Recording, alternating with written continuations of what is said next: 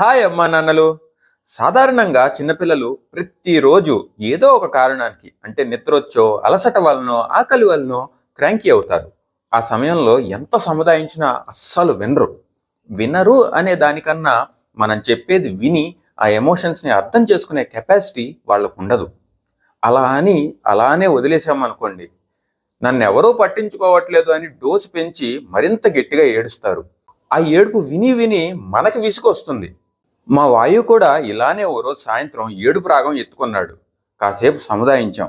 Work out అవ్వలేదు.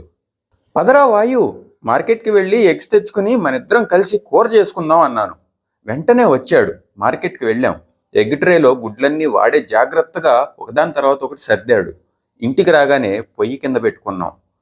ఎన్నో విషయాలు, ఆవాలు, పచ్చిశనగపప్పు, జీలకర్ర, పసుపు, కారం, ధనియాల పొడి, ఇలా రకరకాల స్పైసెస్ పేర్లు, ఆవాలు చిటపటమంటాయని కనిపెట్టడం, గుడ్లు పగలగొట్టడం, వేడి గిన్నెను జాగ్రత్తగా హ్యాండిల్ చేయడం, ఇంకా అరగంట పాటు ఒక పని మీద శ్రద్ధగా ఉండడం, ఆ క్రాంకీ ఎపిసోడ్ని పీస్ఫుల్గా తప్పించగలగడం, వాడు చేసిన కూరతో అందరం హ్యాపీగా భోంచేయడం, వీటన్నిటినీ మించి పెద్ద బోనస్ ఏంటో తెలుసా?